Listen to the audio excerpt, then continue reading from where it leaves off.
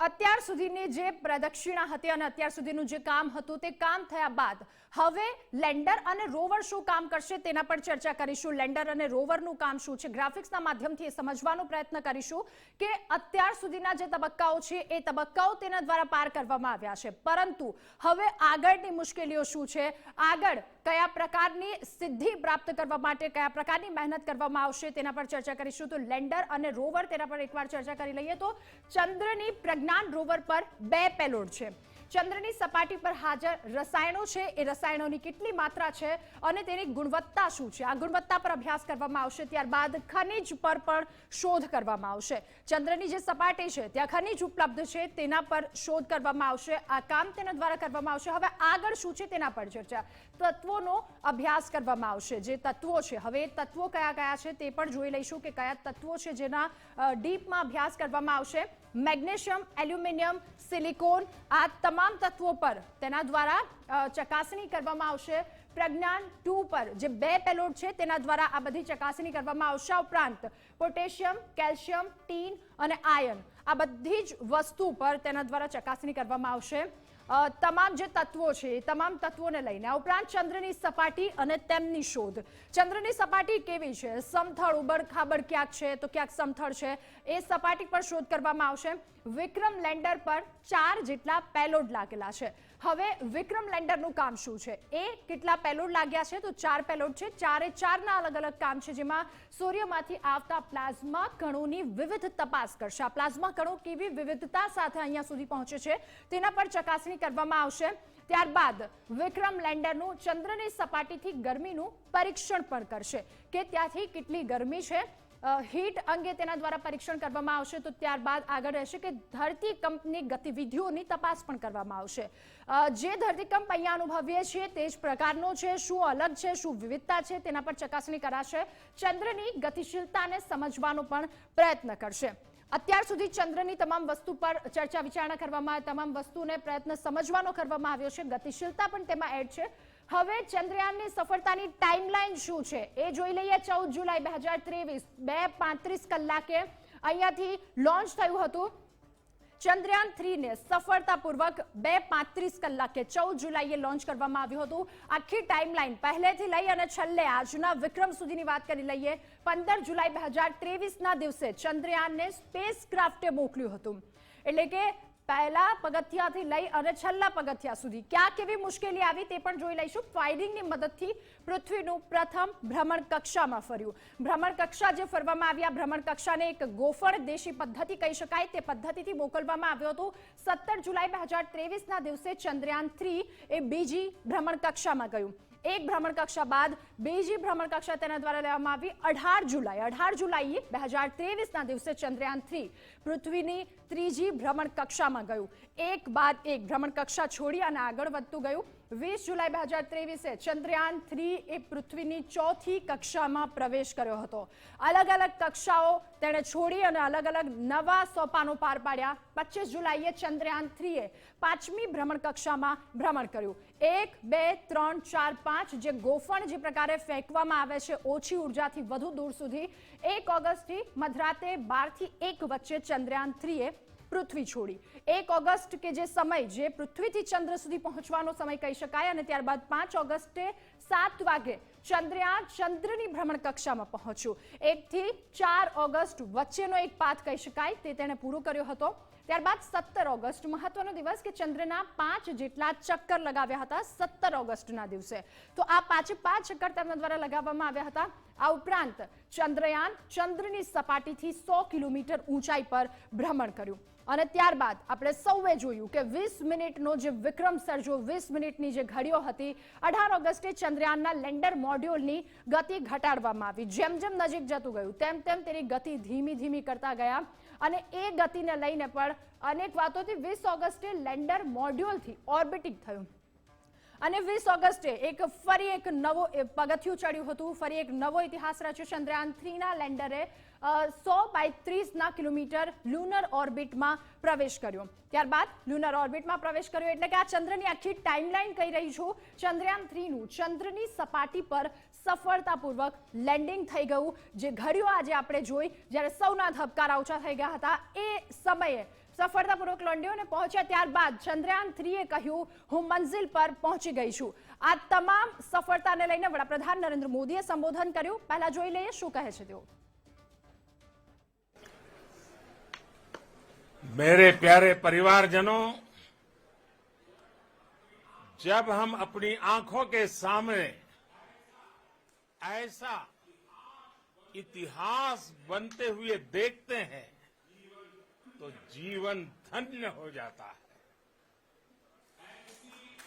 ऐसी ऐतिहासिक घटनाएं राष्ट्र जीवन की चिरंजीव चेतना बन जाती है.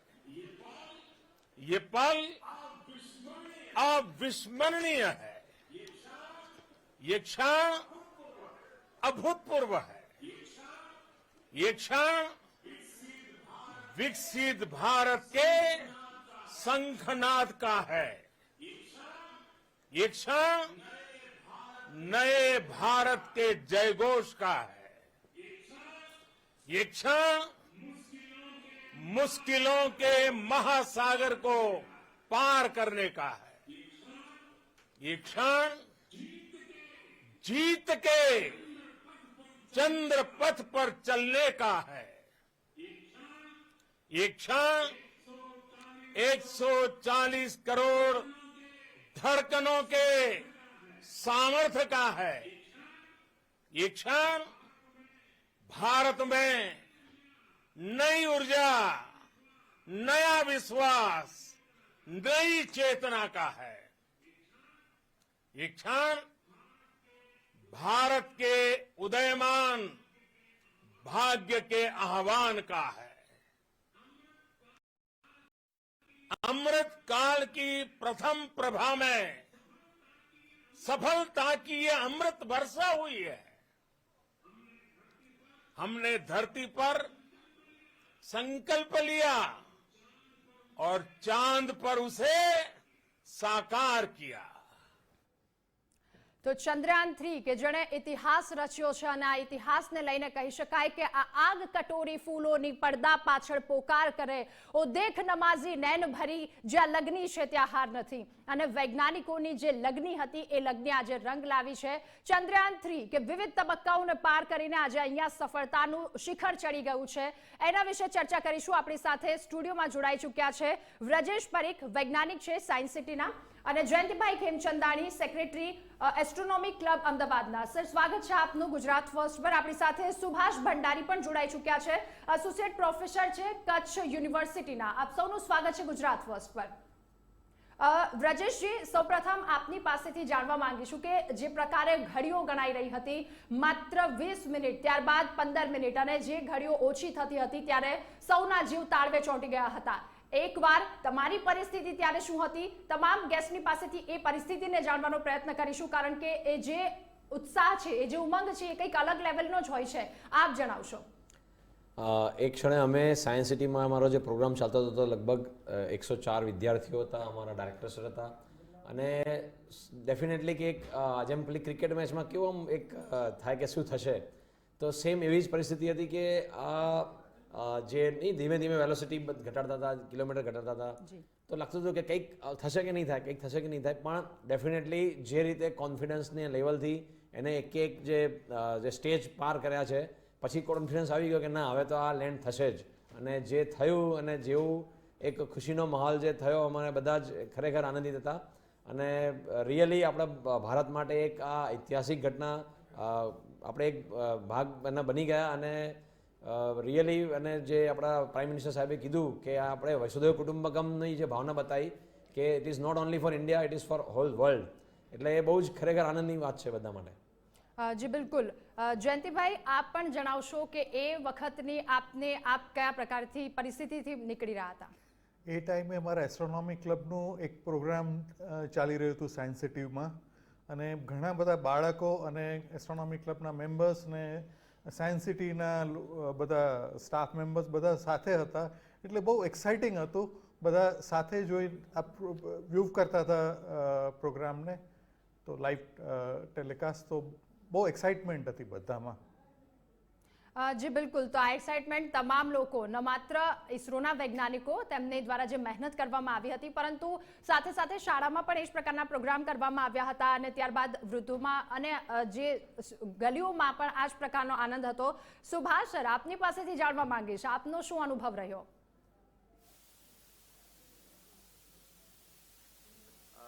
इंडीड ये बहुत ही एक्साइटमेंट वाला था. आपको बता सकता हूँ कि रोआंटे खड़े होने वाला एक मोमेंट था जब हमारे सारे बाल खड़े हो गए कि अभी क्या हो रहा है. जिस तरह से वो एक एक सेकंड पास हो रहा था कि अभी क्या होगा कि जब वो लैंड हो गया तो उसके अंदर जो अंदर से जो खुशी हुई है वो आपको बता नहीं सकते हैं. जैसे हमको बोला, जैसे हमारे प्रधानमंत्री जी ने बोला कि ये हमारे लिए नहीं, ये सारे विश्व के लिए है. तो बस वही एक एक्साइटमेंट था कि अभी हम एक और नया लेवल, हमने एक नई उपलब्धि प्राप्त करी है. इस तरह की खुशी थी कि अभी अब हम इससे और आगे जाएंगे. अभी हमारे पास में पीछे जाने का कोई और स्कोप नहीं है. अब हम इससे आगे ही जाएंगे और हम पीछे कभी नहीं जाएंगे, पीछे नहीं देखेंगे. जी बिल्कुल, एक बात हमारे अंदर जोश आ गया था उसको देखकर.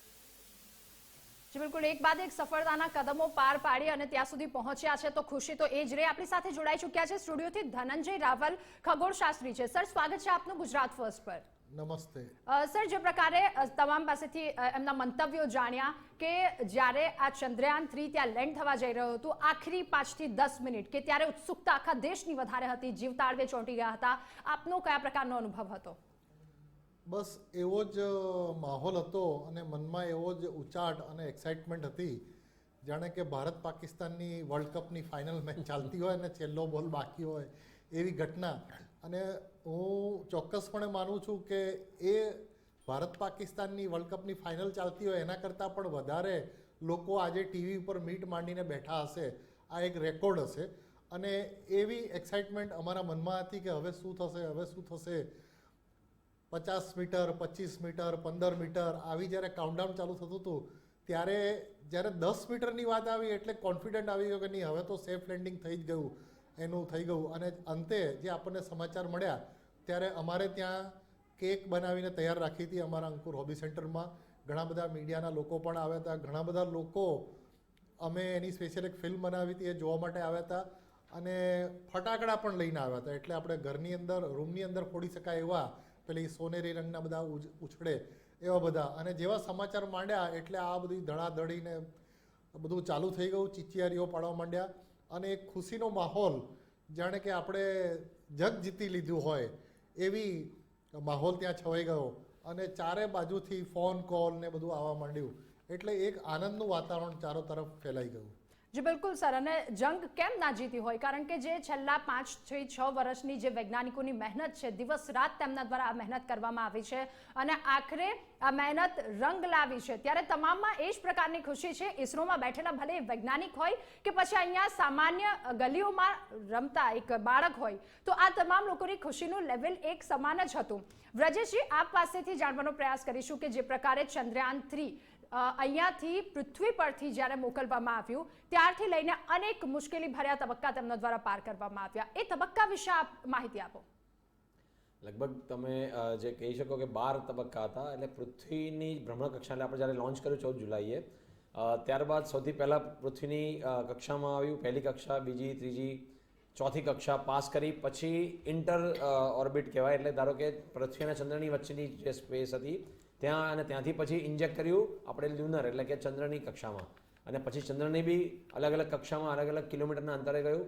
અને ત્યારબાદ છેલ્લે આપણે જે 17 ઓગસ્ટે જ્યારે આપણે પ્રપોઝલ મોડ્યુલ અને આપણું લેન્ડર છૂટું પડ્યું એટલે ત્યારે લગભગ આપણે કહીએ કે 153 ગુણ્યા 163ની જે કિલોમીટરની અંતર હતું. અને પછી આપણો પ્લાન હતો કે 23મી ઓગસ્ટ એટલે આજે આપણે 30 કિલોમીટરની લગભગ અંતરે રાખ્યું હતું. અને ત્યારબાદ 30 કિલોમીટરમાં જેની સ્પીડ હતી 6000 કિલોમીટર પર અવરની, એટલે કે આપણે કહીએ તો 1666 મીટર પર સેકન્ડની, એમાંથી આપણે 5:32થી કામ શરૂ કર્યું અને 8 સ્ટેજ થ્રુ આપણે આ જે એને લેન્ડ કર્યું. એટલે એમાં આપણે જોઈએ તો લગભગ સૌથી પહેલાં 7.8 કિલોમીટર આવ્યા, ત્યારબાદ આપણે 6.8 કિલોમીટર લાવ્યા, ત્યારબાદ આપણે સીધું 800 મીટર લાવ્યા, 800 મીટર પછી 150 મીટર લાવ્યા, પછી 60 મીટર લાવ્યા, પછી જે ક્રિટિકલ તબક્કો હતો 10 મીટરનો, અને પછી એને આપણે લેન્ડ કરાવડાવ્યું. એટલે આ આખો જે 8 સ્ટેજનો પ્રોસેસ હતો એ સફળતાપૂર્વક થયો અને બહુ જ સરસ રીતે આપણે પાર પાડી લીધું.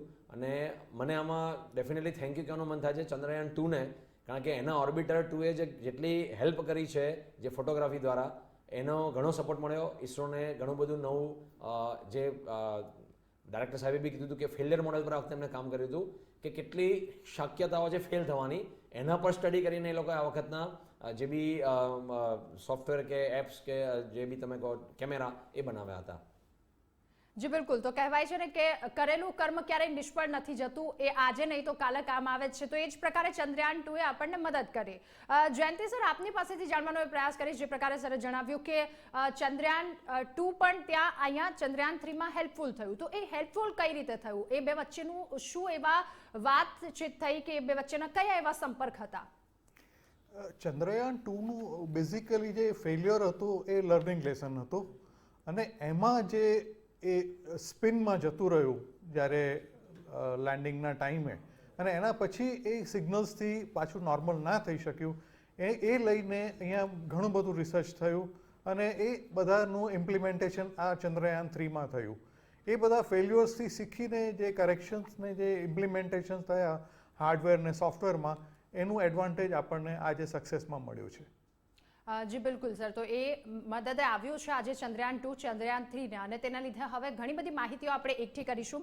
सुभाष जी, आप बताइए, जैसे चंद्रयान 2 वहां पे पहुंचा, लेकिन चंद्रयान 2 में थोड़े से हम फेल हुए थे, उसको लेके बहुत सारी एजेंसी ने हमारा मजाक उड़ाया था कि ये है, बहुत कुछ उन्होंने स्टेटमेंट दिए थे. लेकिन आज का दिन अब यहाँ तक पहुंच गए, ये सफलता को पार कर लिया, सारी एजेंसी नतमस्तक है. आप क्या कहना चाहते हो?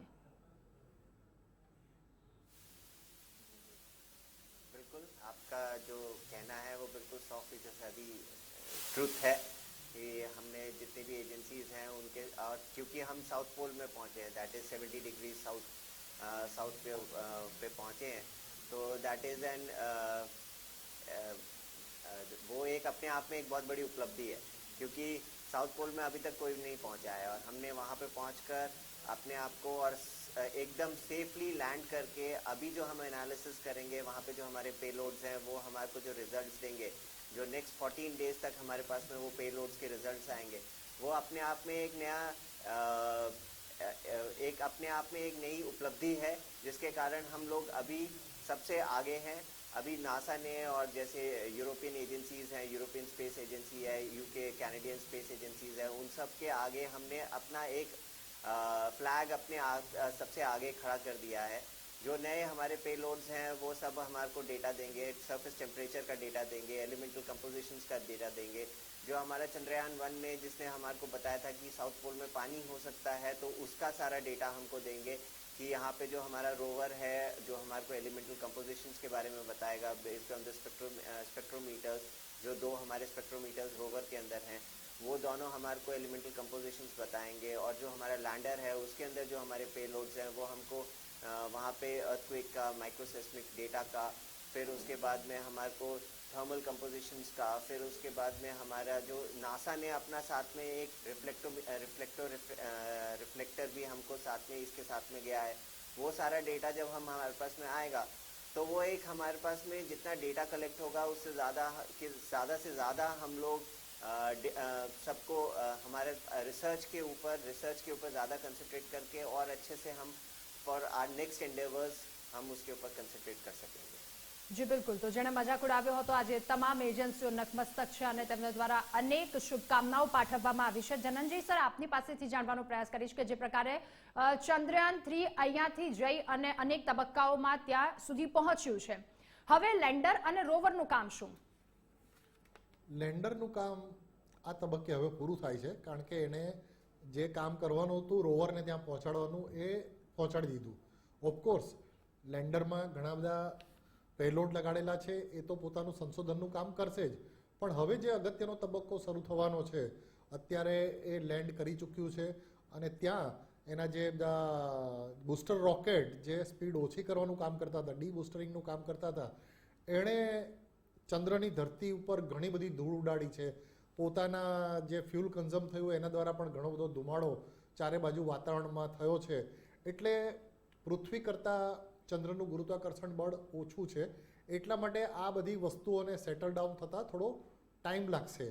એને આપણે કહી શકીએ કે લગભગ 2 કલાકની આસપાસનો ટાઈમ લાગશે અને એ બધું જ્યારે સેટલ થઈ જશે ત્યારે લેન્ડરનો એક દરવાજો ખુલશે અને દરવાજો ખુલ્યા પછી એ દરમિયાન જે લેન્ડર છે એની સોલાર પેનલો ઇલેક્ટ્રિસિટી પણ જનરેટ કરશે અને ત્યાર પછી એનો જે દરવાજો ખુલશે ત્યારબાદ રોવર, પ્રજ્ઞાન રોવર છે એ રોવર બહાર નીકળશે. જેવું પ્રજ્ઞાન રોવર બહાર નીકળશે ત્યારે સૌથી પહેલાં તો એની સોલાર પેનલને ઊભી કરી દેશે એટલે સૂર્યમાંથી એને જે પ્રકાશ મળશે એનાથી સતત એ ઇલેક્ટ્રિસિટી જનરેટ કરશે અને ઇલેક્ટ્રિસિટી જનરેટ કરવાની સાથે સાથે જ એના કેમેરા ઓન થઈ જશે. કારણ કે એ જે કેમેરા છે એ એવા કેમેરા હશે કે જ્યારે આપણને ખૂબ જ ચંદ્રની નજીકના દ્રશ્યો આપણને બતાડશે અને પછી એને જે આપણે સંશોધન કામ માટે એને કામ સોંપેલું છે એ કામ કરશે. સૌથી અગત્યની વાત તો આપણે એ કહીએ કે જે લેન્ડર છે એ લેન્ડર દ્વારા ઘણા બધા સંશોધન થવાના છે. એમાં સૌથી એક અગત્યનું સંશોધન એ પણ થવાનું છે કે હમણાં જ આપણે ગઈકાલે એક સમાચાર સાંભળ્યા કે સૌરાષ્ટ્રના કોઈ ગામમાં એલિયન દેખાયું. જો કે અફવાજ સાબિત થઈ હતી, આવું થાય જ નહીં, પણ દરેકના મનમાં એક પ્રશ્ન ઊભો થતો હોય છે કે આ એલિયન છે કે નહીં, પૃથ્વી જેવા જીવ બીજે ક્યાંક છે કે નહીં.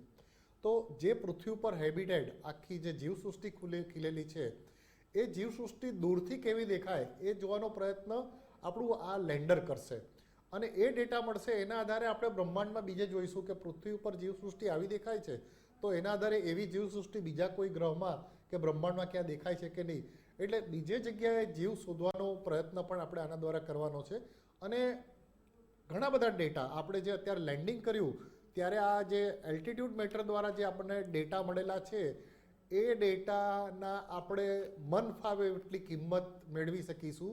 કારણ કે બીજા બધા દેશોને પણ આ જગ્યાએ લેન્ડ કરવું છે. એ ડેટાની કિંમત આપણા માટે બહુ મહત્વપૂર્ણ સાબિત થશે. જી બિલકુલ સર, કિંમતની વાત આવી ત્યારે વાત એ પણ કરી લઈએ કે જે પ્રકારે ભારત છે, ભારત દેશ હંમેશા નાનેથી આવી અને મોટા પાયા સુધી પહોંચ્યો છે એટલે એને રૂપિયાની કદર છે અને પૈસાની કદર છે અને એટલા માટે જ જ્યાં લાખો કરોડોનો ખર્ચ થઈ રહ્યો છે, વધારે પૈસાનો ખર્ચ થઈ રહ્યો છે, ત્યાં ઓછા પૈસા આપણે પહોંચી ગયા છે. વ્રજેશજી, આપની પાસેથી જાણવા માંગીશ કે જે એક મૂવી કરતાં પણ ઓછો ખર્ચ એટલે કે આ 615 કરોડના ખર્ચમાં ત્યાં પહોંચ્યું છે. આદિપુરુષ મૂવી કે જેની વાત કરીએ 700 કરોડ આસપાસ બન્યું છે. તો એક મૂવી કરતાં પણ ઓછા ખર્ચમાં ત્યાં પહોંચ્યું છે તો આ ભારતની એક મોટી સિદ્ધિ ત્યાં જ થઈ ગઈ.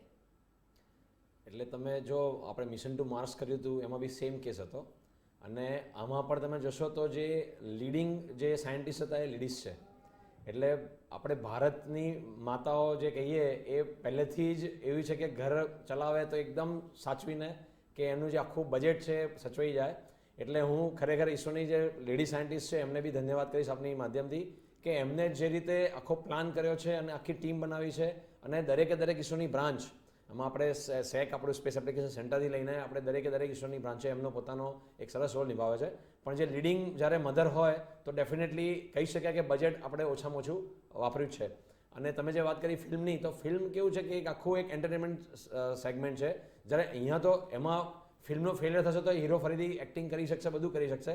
પણ આ એક એવું સાયન્ટિફિક મેટર છે કે જેમાં ફેલિયરનું ડેફિનેટલી આપણને શીખવા ઘણું મળશે પણ એક એની ઇમ્પેક્ટ અલગ હોય છે. એટલે પણ ડેફિનેટલી આપણા જે સાયન્ટિસ્ટ છે એમને ઘણું, એટલે આ જે ધનંજય સરે કીધું કે આ જે રેકોર્ડ બનાવ્યો છે એ રેકોર્ડથી આપણે ઘણા બધા કન્ટ્રીઝને આપણે મે બી નેગોશિએશન લેવલે લઈએ કે કોઈ પણ લેવલે લઈએ તો આપણે આ એક જબરદસ્ત આપણો આપણા માટે એક એસેટ બની જશે કે આપણા ડેટા છે એના થ્રુ આપણે બીજી કન્ટ્રીને બી જો આ કરવું હશે તો આપણે એના માટે કંઈક મે બી શું કે પેલી આપણે જે સાટાપાટું કહીએ કે નહીં કે બાર્ટર સિસ્ટમ, એ બાર્ટર સિસ્ટમ આપણે લઈ શકીશું કે ભાઈ અમારી પાસે અમે તમને આપીએ તમે અમને બીજું કંઈક આપો. એટલે આ બહુ જ સરસ રીતે થશે. એટલે હવે જે આપણા પ્રધાનમંત્રી સાહેબનું એક સપનું છે ને કે આપણે બેસ્ટ 3માં આવી શકીએ તો બસ આપણે આગળ વધી રહ્યા છે.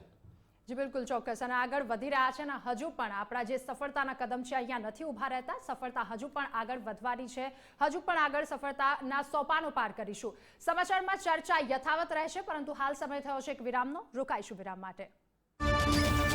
તો વડાપ્રધાન નરેન્દ્ર મોદી દ્વારા પણ શુભકામનાઓ પાઠવવામાં આવ્યા. આપણે ચર્ચાનો દોર યથાવત છે. ચર્ચા કરીશું આગળ ચંદ્રયાન 3ના સફળ લેન્ડિંગ પર. વ્રજેશજી આપ પાસેથી જાણવા માંગીશ કે જે પ્રકારે ચંદ્રયાન 3 એ એક બાદ એક તબક્કાઓ પાર કર્યા, તેમાં ચંદ્રયાન 3 ત્યાં ચંદ્ર પર પહોંચ્યા બાદ જે ગતિ ઘટાડવાની હતી એ ગતિ ઘટાડવામાં સૌથી વધારે જો મહત્વ પરિબળ હોય તો ત્યાંનું જે વાતાવરણ હતું, ત્યાંનું જે તાપમાન હતું અને ત્યાંની ધરતી હતી, આ ત્રણ પરિબળો એટલા જ મહત્વના હતા. એના વિશે આપ માહિતી આપો.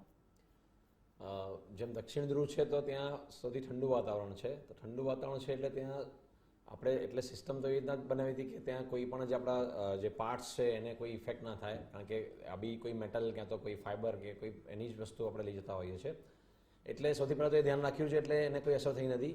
અને જે મેં કીધું કે આપણે લેન્ડિંગમાં જ્યારે ચંદ્રયાન 2માં આપણે જ્યારે લેન્ડિંગમાં પ્રયત્ન કર્યો હતો અને નહોતો થયો, એટલે હંમેશા આપણે વિદ્યાર્થીના માટે સરસ હું સંદેશ આપીશ કે આ બહુ સરસ શીખવાનું છે કે સાયન્સમાં હંમેશા એવું જ હોય કે તમે જ્યારે અસફળ થશો ને તો જ સફળતા માટેના નવા પ્રયત્નો બહુ સરળ રીતે થઈ શકશે.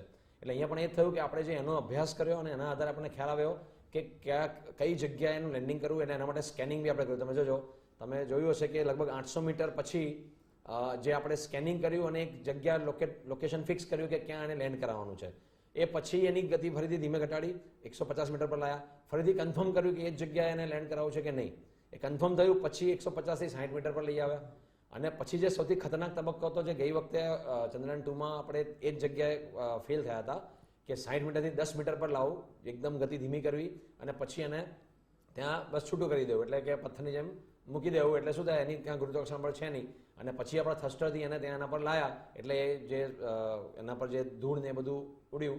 એટલે હવે જે નવો તબક્કો છે કે હવે રોવર ક્યારે બહાર આવશે, એટલે આપણે એમ કહી શકીએ કે આપણા જે 3 ગોલ હતા એમાંથી 66%, હું 33-33% ગણું ત્રણેયના, કે આપણે એક તો દક્ષિણ ધ્રુવ પર લેન્ડ કરવું હતું, એક આપણે કવર કરી લીધું, that is we are successful. Second આપણું હતું કે રોવરને રોવિંગ કરાવવું, હવે એ તબક્કો આવી રહ્યો છે. અને પછી ત્રીજું આવશે કે એ બંને લેન્ડર અને રોવર એની અંદર જે ટોટલ 6 પેલોડ છે અને પ્રપોઝલ મોડ્યુલ એની પાસે 7મું પેલોડ છે, એ સાથે પેલોડ પરથી આપણને જે ડેટા મળશે ત્યારે આપણે કહી શકીશું કે આપણે જેટલું બી પ્લાન કર્યો તો એ આખો આપણે ગોલ અચીવ કર્યો છે. જી બિલકુલ. જયંતિ સર, આપની પાસેથી એ વસ્તુ જાણવા માંગીશ કે જે ચંદ્રયાન 3 ત્યાં સુધી પહોંચી ગયું આટલા તબક્કાઓ પાર કરીને, એટલે હવે ચંદ્રયાન 3 દ્વારા જે માહિતી મોકલવામાં આવશે એ અહીંયા ઇસરો દ્વારા એક ટીમ બનાવવામાં આવી છે કે જેના પર એનાલિસિસ કરવામાં આવશે, તો આને સરળ ભાષામાં સમજાવી શકો કે ઉપરથી કઈ રીતે કમ્યુનિકેશન થાય છે? આમાં રેડિયો કમ્યુનિકેશન થાય છે, ત્યાંના જે પેલોડ્સ છે, હવે આમાં મેઇન જે એક્ટિવિટી હોય છે એને સ્પેક્ટ્રોસ્કોપી કહેવામાં આવે છે. તો સ્પેક્ટ્રોસ્કોપીથી આપણને ત્યાંની જે મિનરલ્સ છે જે એનું આપણને નોલેજ મળે. તો હવે જો રોવર છે એ એક્સરે અને લેસરથી ત્યાં સ્પેક્ટ્રોસ્કોપી કરીને મિનરલ્સની સ્ટડી કરવાનું છે, અને એ બધી ડેટા આપણને અહીંયા આવશે ને એના ઉપર એનાલિસિસ થશે. તો એવી રીતે ત્યાં જે લેન્ડર છે એમાં પણ પ્લાઝમાની અને સિસ્મિસિટીની એ બધી સ્ટડી થવાની છે. મૂન ઉપર જે સિસ્મિસિટી છે એ થોડી અલગ હોય છે પૃથ્વી કરતાં, કેમ કે ત્યાં જે સિસ્મિસિટીનું કારણ એક મિટિયોરાઇટ્સ હોય છે, બીજું જે ટેમ્પરેચરમાં વેરિએશન આવતું હોય છે એના લીધે ત્યાં આપણે પૃથ્વીની જેમ અલગ અલગ લેન્ડ માસીસ નથી જેના લીધે અહીંયા અર્થક્વેક્સ થાય છે. તો ત્યાં એ જે ટેમ્પરેચર વેરિએશનના લીધે જે થાય છે એ બધું સ્ટડી કરીને ફ્યુચરમાં જે હેબિટેટ્સ બનાવવામાં આવે એ એના સિસ્મિસિટીના થી પ્રોટેક્ટેડ હોય એ બધી સ્ટડી કરવામાં આવશે, અને આ બધું પ્રોસેસ ત્યાં થશે, અને એ બધી ડેટા અહીંયા ઇસરોમાં સ્ટડી કરીને એના ઉપર આગળ काम करवामा आवशे. जी बिल्कुल, तो ये डेटा ना आधार અહીંયા काम करवामा आवशे. सुभाष, आप बताइए जैसे वहां पे पानी के रूप में बर्फ है, वो बर्फ मानव के लिए कितना उपयोगी है, उस पे भी संशोधन किया जाएगा?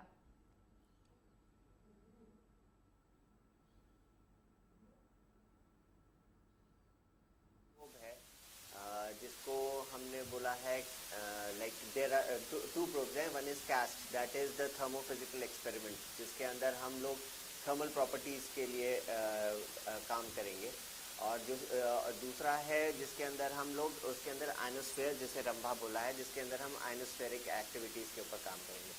अब जो कास्ट है उसके अंदर हम फर्स्ट 10 सेंटीमीटर्स के ऊपर इन्होंने जो पेलोड है वो कास्ट फर्स्ट 10 सेंटीमीटर्स के अंदर जो टेम्परेचर वेरिएशंस है उसके ऊपर उसका टेम्परेचर वेरिएशन है वो करेगा। और जो मून का टेम्परेचर है that is around -300 degree centigrade. तो हम लोगों को पता चलेगा कि वहाँ पर जो, क्योंकि चंद्रयान 1 ने हमको बताया है कि साउथ पोल के ऊपर there are around 300 gallons of water, more than 300 million tons of gallons of water. तो अब ये जो पानी है and water is one of the prime prospects for habitat. अगर हम कोई भी इवन हम माइक्रो एक्सट्रीमोफाइल्स की भी बात करते हैं, हम लोग एक्सट्रीम जो पानी एक्सट्रीम एनवायरमेंटल कंडीशंस में कोई भी माइक्रो ऑर्गेनिजम्स रह सकता है, तो इट इज़ पॉसिबल कि दे मे सर्वाइव और they may be there, but that is all speculations. And based on the data that we will be receiving from the payloads based on the data receiving centers, so that will be an enhanced knowledge, it will enhance our knowledge base as to वहाँ पे कितनी वहाँ पे पानी से life के साथ में हम लोग इंटरेक्ट कर सकेंगे कि नहीं कर सकेंगे, हम लोग उसको आगे बढ़ा पाएंगे, यहाँ से हमारा एग्जिस्टेंस वहाँ पर पॉसिबल है कि नहीं है। This is all the things which will be able to, हम लोग उसके able to learn and propagate the knowledge to our future generations. જી બિલકુલ, આ તો થઈ પાણીની વાત. ધનંજય સર, આપની પાસેથી જાણવા માંગીશ કે આવા બીજા કોઈ માનવ સંસાધનો કે જે માનવને ઉપયોગી આવે તેવા કુદરતી સંસાધનો ત્યાં ઉપલબ્ધ છે કે કેમ, તેના પર ચકાસણી કરવામાં આવશે? હા, કુદરતી સંસાધનોમાં તો આપણે ડિટેલમાં બધી ચર્ચા કરી કે પાણીની આપણે શોધ કરીશું, હિલિયમ છે તો હિલિયમ કેટલા પ્રમાણમાં છે એની ચર્ચા કરીશું, પાણી છે તો કયા સ્વરૂપમાં છે, કેટલા પ્રમાણમાં છે એની અત્યારે સંશોધન હવે આના પછી થશે. અને ત્યાર પછી જ્યારે આ લેન્ડર જે લેન્ડ કરી ચૂક્યું છે તે ચંદ્રની ઉપરની સપાટી ઉપર બહારથી આવેલા બધા જે મિટેરોઇટ્સ ને એના બધા ડસ્ટ પાર્ટિકલ હોઈ શકે, પણ નીચે શું છે એનું સંશોધનનું કામ કરશે થોડી. એટલે ઉપરની સપાટીથી નીચે ખરેખર ચંદ્રની સપાટી એટલે ચંદ્રની અંદર જે ખનિજ તત્વો છે એ કયા કયા પ્રકારના છે એનું સંશોધનનું કામ હવે આગળ થશે. જી બિલકુલ. વ્રજેશજી, આપ એ જણાવશો કે જો અને તોની વાત આપણે અહીંયા કરીએ છીએ કે જો થોડીક ચૂક થઈ હોત અથવા તો સાથ ન આપ્યો હોત ત્યાંના વાતાવરણે, તો પછી આપણું લેન્ડિંગની ડેટ પોસ્ટપોન કરવામાં આવી હતી, એ હતી 27. તો 23 થી લઈ અને 27 આટલા દિવસનો વચ્ચે ગેપ શા માટે રાખવામાં આવ્યો? કારણ કે કહેવામાં આવે છે કે આપણો અહીંયાના 14 દિવસ એટલે ત્યાંનો 1 દિવસ. તો શું એવું ના થઈ શકે કે વચ્ચે આટલા સમય કપાઈ જાય કે પછી એ સમયમાં જે સંશોધનો કરવામાં આવે છે એમાં ક્યાંક ઘટ પડે? મેઇન એમાં છે પ્રોસેસ સ્કેનિંગની. જે મેં કીધું ને કે આપણે જે જ્યારે આપણે 6.8 કિલોમીટર પર હતા પછી આપણે સ્કેનિંગ શરૂ કર્યું આજે જ, તો એ સ્કેનિંગમાં શું જોયું કે ભાઈ કઈ જગ્યા છે પ્રોપર કે જ્યાં લેન્ડ કરાશે લેન્ડરને. એ પછી એને 3 વાર ચેક બી કર્યું કે બરાબર જ છે કે નહીં, ઓકે. અને પછી તમે જોજો એટલે ત્યારે 59 ડિગ્રી એ ટિલ્ટેડ હતું, તમે જોયું હતો. અને પછી એને ડાયરેક્ટલી સીધું કરીને પછી નીચે ઉતાર્યું. તો આ જે પ્લાન બી હતો કે કદાચ કંઈક પ્રોબ્લેમ થાત તો એને ત્યાં સ્ટડી રાખીને ફરીથી બીજી લેન્ડિંગ સાઇટ, એટલે લેન્ડિંગ સાઇટ શોધવા માટે આટલો ટાઈમ જતો હતો કે પ્રોપર છે કે નહીં, કારણ કે ત્યાં ક્રેટર્સ બહુ જ છે. એટલે જો એમાં જો ફસાઈ જાત તો ફરીથી એ જ પ્રોબ્લેમ થાત. એટલે એટલા માટે ઓપ્શન રાખ્યું હતું કે સપોઝ જો એ આજે ના થાત તો 2-3 દિવસે ફરીથી ચેક કરત કે પ્રોપર લેન્ડિંગ સાઇટ શોધત અને પછી એનું લેન્ડિંગ થાત. અને બીજું જે સરે કીધું એ કે જે આપણા પેલોડ્સ છે એ દરેકે દરેક પેલોડ્સનો એક સ્પેસિફિક એપ્લિકેશન્સ આપણે બનાવેલી છે. એટલે આજે આપણે જે સ્ટડી કરવા માગીએ છીએ મેઇન એટલા માટે જરૂરી છે કે જે પ્રપોઝલ મોડ્યુલ છે આપણને હેબિટેટ વિશે ઇન્ફોર્મેશન આપવાનું છે. બીજું જે ચેસ્ટ છે જે સરે કીધું કે થર્મલ ઇન્ફોર્મેશન આપવાનું છે આપણને. અને હું થોડું એડ કરીશ, સુભાષ સરે કીધું જ કે આપણે જે એમાં જીઓ લોકેશન છે એ બી આપણને હેલ્પ કરશે. LRA કરીને એક પેલોડ છે એના પર આપણા લેન્ડર પર, એટલે LRA પેલોડ છે એ આપણને આખું જીઓ લોકેશન આપશે. ઇલ્સા કરીને છે જે સરે કીધું સિસ્મિક સ્ટડી કરશે. ચેસ્ટ છે એ થર્મલ સ્ટડી કરશે. અને રંભા છે જે લેંગમુર પ્રોબ છે એ આખું જે પ્લાઝમા છે કે ઇલેક્ટ્રોન છે કે એની ઘનતા કેટલી છે અને ઘનતામાં તાપમાનના આધારે અથવા સમયના આધારે શું ચેન્જ આવશે એ બી ઇન્ફોર્મેશન આપશે. એ આ લેન્ડરનું કામ થયું. પછી આ વાત આપણે કરીએ રોવરની, તો રોવરમાં આપણે જે ડિસ્કશન કરીએ છીએ કે એમાં જે સરે બી કીધું કે એક્સરે સ્પેક્ટ્રોમીટર છે એની અંદર, જે એક્સરેનું કામ જ છે કે આપણે બી ધારો કે એક સામાન્ય ભાષામાં સમજીએ તો જ્યારે આપણું બોન્ડ બ્રેક થાય છે તો એ કેલ્શિયમમાંથી પાસ થાય અને કેલ્શિયમ જ્યાં નહીં હોય ત્યાંથી આપણને તરત ખબર પડશે. એ રીતના સેમ એક દરેક ધાતુ માટે હોય છે એક્સરે દરેક, એટલે એક્સપ્રેસ સ્પેક્ટ્રોમીટર આપણને જેટલી બી ધાતુ છે ત્યાં potassium, calcium, magnesium, iron, silicon, titanium, whatever એ બીજી ધાતુ હશે એનું આપણને ઇન્ફોર્મેશન આપશે એના સ્પેક્ટ્રોમીટર દ્વારા. અને જે બીજું છે લેઝર બેઝડ, એ લેઝર બેઝ છે એ આખી કમ્પોનન્ટ એટલે કે આપણે જે કમ્પોઝિશન કહીએ કેમિકલનું, ધારો કે H2 હશે, કેલ્શિયમ કાર્બોનેટ હશે એ ફોર્મમાં, કે એ સિવાય મિથેન છે કે બીજા કોઈ બી કમ્પાઉન્ડ ફોર્મમાં હશે એની ઇન્ફોર્મેશન લેઝર આપશે. એટલે આ જે પ્રોસેસ છે એ કરવી જ જરૂરી હતી. એટલા માટે આપણે આ પ્રયત્ન કર્યા કે ભાઈ 23 તારીખના બદલે બીજું બી ઓપ્શન આપે, કારણ કે આ વખતે બી આપણે એટલો જ પ્રયત્ન કર્યો હતો કે આને સફળ તો કરવું જ છે. કદાચ એ પ્રયત્ન કરતાં પણ વધારે પ્રયત્ન કરવામાં આવ્યા હતા ને એ બમણા પ્રયત્નના કારણે જ આપણે આ સફળતા પ્રાપ્ત કરી ચૂક્યા છે. જયંતિ સર, આપની પાસેથી એ વસ્તુ જાણવા માંગીશ કે ચંદ્રયાન 3 અહીંયા સુધી પહોંચી ગયું, દેશની આશા અપેક્ષાઓ હતી, આખા દેશે આજે પ્રાર્થના કરી, એટલે કે દેશ માટે એક પરીક્ષા પૂરી થઈ ગઈ, પરંતુ હજુ પણ પરીક્ષાનો દોર યથાવત છે, પરીક્ષા હજુ પણ ચાલુ છે, કારણ કે જે ઉપરથી વસ્તુ આવે છે તેને લઈને અને તે એનાલિસિસ કરી અને આગળ જ્યારે વસ્તુ પાર કરવાના આવતી હોય છે, તો ત્યાં સુધી પહોંચ્યા બાદ હવેની અસલી પરીક્ષા શું? હવે અસલી પરીક્ષા છે કે રોવર આપણે લેન્ડરમાંથી બહાર આવીને સ્ટડીઝ કરે, અને એ બધી જે સ્ટડીઝ છે એ સ્ટડીઝ અમને સારી રીતે બધી ડેટા મળે અને એના ઉપર એનાલિસિસ થઈ શકે. તો એ હજુ પાર્ટ એ જે કરવાનું છે એ બાકી છે, એના માટે બધાને હોપ્સ છે. जी बिल्कुल, सुभाष जी आपके पास आना चाहूंगे. आप बताइए कि यहाँ तक का तो मिशन कंप्लीट हो गया, लेकिन अब आगे क्या?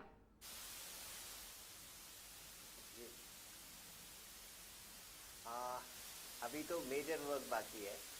This is the tip of the iceberg. Like हमारे पास तो सिर्फ 14 डेज हैं, क्योंकि जो लैंडर का आपका टाइम है, हमारा लैंडर और रोवर का है, उसका 14 days, 1 moon day is equivalent to 14 earth days. तो हमारे पास तो 14 डेज हैं. अब 14 डेज के अंदर हमको मून के फोटोग्राफ्स भी लेने हैं. हमको वहाँ पे जो हमारा रोवर के अंदर स्पेक्ट्रो एक्सरे स्पेक्ट्रोफोटोमीटर है वो, और एक्सरे फोटोप्रोब जो है उससे हमको मिनरोलॉजिकल, एलिमेंटल दोनों कंपोजिशन से वहाँ पे पता करने हैं. फिर उसके बाद में हमको वहाँ पे जो एलिमेंटल कंपोजिशन है, like titanium is there, iron is there, फिर उसके बाद में कैल्शियम है, मैग्नीशियम है, पोटेशियम है, ये सारे एलिमेंटल कंपोजिशंस के बारे में भी वो हमको डेटा देगा. And then we have to receive that data from our rover to the lander, and lander will transport that information to the stations at Bangalore. और साथ में उसका हमारे चंद्रयान 2 का जो ऑर्बिटर है उसके साथ में भी उसका कनेक्शन है, तो वहाँ से भी हमारे पास में डेटा आ सकता है.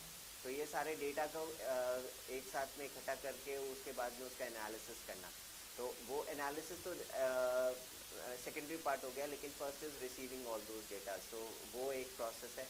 Second will be the lander के अंदर जो हमारे प्रोब्स हैं, जिसके अंदर हम जो हमारा मून क्वेक्स या मून सेस्मिसिटी के बारे में हमको बताएगा. फिर उसके बाद में हमारा जो वहाँ पर इलेक्ट्रॉन्स एंड आयन्स हैं उसका जो डेटा देगा हमको, इलेक्ट्रॉन प्रोब जो वो है. और फिर साथ में जो हमारा थर्मल एक्सपेंशन का जो डेटा देगा. तो इतने सारे डेटास को कलेक्ट करने का that is a mammoth task. और वो सारा टास्क हमारे साथ में हमारा जो बैंगलोर स्टेशन और जो हमारे यहाँ पे स्टेशन है जो कि ये सारे डेटा रिसीव करेंगे, that is a mammoth work. अभी तो this is the start of the story, I will say. જી બિલકુલ, સામાન્ય રીતે જ્યારે કોઈ પણ વિદ્યાર્થી હોય છે તેની એક પરીક્ષા પતે તો વિદ્યાર્થી એવું માનતા હોય છે કે હવે વેકેશનનો સમયગાળો છે અને હવે આટલા સમય કંઈ જ કરવું નથી, કારણ કે અઘરા ગણિતના અને વિજ્ઞાનના ચેપ્ટર અમે ભણીને અહીંયાથી આવ્યા છીએ, એટલા માટે થોડો રાહત લેવી છે. પરંતુ આ રાહત ઇસરો નથી લેતું. ચાંદ તો છू लिया, अब सूरज की बारी. ધનંજય સર, આપની પાસેથી જાણવા માંગીશ કે ઇસરો અહીંયા અટક્યું નથી. ઇસરો દ્વારા સતત ને સતત પ્રયાસ કરવામાં આવી રહ્યા છે કે ભારતને કઈ રીતે આગળ લઈ જઈએ. આદિત્ય L1 આ મિશન લોન્ચ થઈ શકે છે, એના વિશે આપ માહિતી આપો. ચંદ્રયાન 3નો ઉન્માદ અથવા ઉત્સાહ જેવો ઓછો પડશે એવા તરત જ આપણને સમાચાર સાંભળવા મળશે કે હવે આદિત્ય L1 લોન્ચ થઈ રહ્યું છે. આદિત્ય એના નામ પ્રમાણે જ આપણને ખ્યાલ આવે કે આ સૂર્યને લગતું કોઈ સેટેલાઇટ છે. પરિસ્થિતિ એવી છે કે આપણે ચંદ્રનો અભ્યાસ કરવા માટે ચંદ્રયાન તો મોકલ્યું જ છે, પણ સાથે સાથે બ્રહ્માંડનો અભ્યાસ પણ કરવાનું કામ આપણું દેશ ઈસરો કરે છે. હવે બ્રહ્માંડના અભ્યાસ માટે જોઈએ તો સૌથી અગત્યની વસ્તુ છે બધા તારાઓ.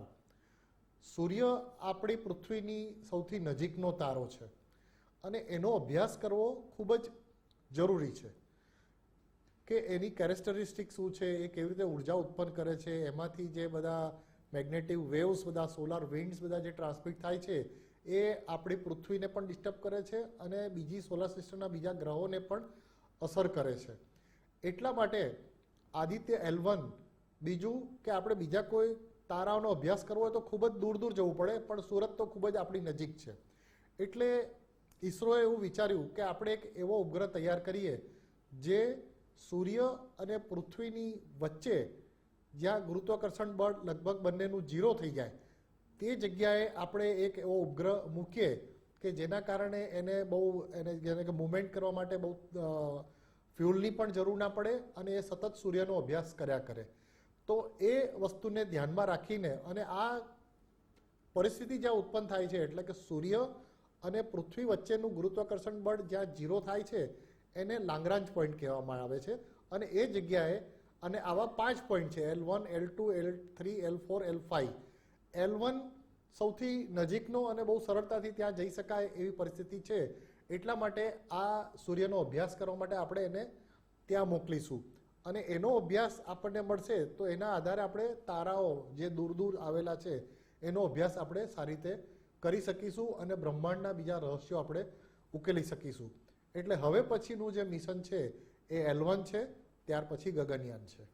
જી બિલકુલ. તો આદિત્ય L1 કે જે લેગ્રેન્જ પોઈન્ટ કે જ્યાં ગુરુત્વાકર્ષણ બળ સૂર્યનું પણ એટલું ના લાગે અને પૃથ્વીનું પણ જ્યાં 0 થઈ જાય છે ત્યાં લેગ્રેન્જ પોઈન્ટ પર આદિત્ય L1 મિશનને લોન્ચ કરવામાં આવશે અને સૂરજ વિશે પણ અવનવી માહિતી ખોજવાના પ્રયત્ન કરવામાં આવશે. તો સર, જે પ્રકારે આજે બધા દેશની સલામી મળી છે ભારતને, આપનું શું કહેવું છે? હું એવું કહીશ કે ઊંડા અંધારેથી પ્રભુ પરમ તેજે તું લઈ જા. જ્યારે આખી દુનિયા આ અંધારાને ઉકેલી શક્યું નહોતું અને આપણને થોડા દિવસ પહેલાં જ રશિયા તરફથી જે ખરાબ સમાચાર મળ્યા એટલે એક નિરાશા વ્યાપી ગઈ હતી અને એવા જ સમયગાળાની વચ્ચે ભારતે આ કામ કરીને બતાવ્યું છે. બીજી વસ્તુ હું એવું કહેવા માગીશ કે સાયન્સ અને ટેકનોલોજી. સાયન્સ એ જેને કહેવાય કે બેઝિક સાયન્સ, વિજ્ઞાનનો વિષય છે જેમાં આપણા વૈજ્ઞાનિકો જાત જાતના એ લોકોને આઈડિયા પોતાના મગજમાં જનરેટ થાય છે અને વિચારે છે કે આવું કંઈ કામ થાય તો આપણે આવું કરી શકીએ. જેમ કે આપણને વિચાર આવ્યો કે ચંદ્રના દક્ષિણ ધ્રુવ પર જઈએ તો પાણી મળે, જે વિચાર અમેરિકાને પણ નહોતો આવ્યો, બીજા દેશોને પણ નહોતો આવ્યો અને આપણે ચંદ્ર ઉપર જવાનું ચાલુ કર્યું એટલે બીજા બધા દેશો એની પાછળ પડી ગયા. આટલા 40 વર્ષ સુધી કોઈએ અભ્યાસ ના કર્યો અને હવે આપણે અભ્યાસ કર્યો એટલા બધા દેશ જવા માંડ્યા. એટલે વિજ્ઞાનની દ્રષ્ટિએ આપણા વૈજ્ઞાનિકોને જે વિચાર આવે છે એની જીત થઈ છે. એટલું જ નહીં, એ વિચાર આવ્યા પછી એ વિચારોને ફળીભૂત કરવાનું કામ એટલે કે ટેકનોલોજીકલ વર્કનું કામ ઈસરોએ કર્યું છે અને એ પણ સફળતાપૂર્વક એટલે સક્સેસફુલ આપણને કરીને બતાવ્યું છે. એટલે આમાં ભારતના સાયન્સ અને ટેકનોલોજી એમ બંને પાસા ઉજાગર થઈને સામે આવ્યા છે અને આ બહુ મોટી વાત કહેવાય. આ બંને જો એક બેલેન્સ હોય, વિચાર કરવો એક અલગ વસ્તુ છે અને એને રિયલમાં એને ફળીભૂત કરવો એક અલગ વસ્તુ છે. એ બંને કામ આપણે કરી બતાવ્યા છે. આ ઉપલબ્ધિ નાની મોટી છે નહીં અને એના કારણે આપણે બહુ જ મોટી હરણફાળ ભવિષ્યમાં ભરી શકીશું. જી બિલકુલ સર. તો અત્યાર સુધી જે વાતો થતી હતી કે ચંદ્રયાન 3 ને હવે આટલા દિવસો બાકી છે, હવે આટલા કલાકો બાકી છે અને ત્યારબાદ વાતો થઈ કે હવે આટલી મિનિટ અને સેકન્ડ, ત્યારબાદ આપણે એક ઇતિહાસ સર્જી દીધો છે. દક્ષિણ ધ્રુવ પર જઈને ભારત આજે બેસી ગયો છે, ત્યાં આપણો રાષ્ટ્રધ્વજ ફરકાવ્યો. એટલે આ ખૂબ મોટી સફળતા પ્રાપ્ત કરી છે. આ સફળતા પ્રાપ્ત કરવા બદલ ઇસરોના તમામ વૈજ્ઞાનિકો, ભારતના તમામ વૈજ્ઞાનિકો, આપ સૌને નકમસ્તક વંદન, લાખ લાખ વંદન, અભિનંદન, લાખ લાખ આપણને. કારણ કે ખૂબ વધારે ગર્વ થાય છે જ્યારે આ પ્રકારની પરિસ્થિતિ જોતા હોઈએ છીએ, જ્યારે આ પ્રકારની સફળતા જોતા હોઈએ છીએ. ફરી એકવાર આપ સૌને નકમસ્તક વંદન કરવા માંગુ છું. જે પ્રકારે સર, આપનો આભાર. આપે અહીંયા ગુજરાત ફર્સ્ટ પર આવી અને તમામે આપના મંતવ્યો જણાવ્યા, આપનો અભિપ્રાય જણાવ્યો. તો ચંદ્રયાન 3 નું સફળ લેન્ડિંગ થયું તેની સૌ કોઈ દેશવાસીઓને શુભકામના. મુદ્દાની વાતમાં હાલ બસ આટલું જ. નમસ્કાર.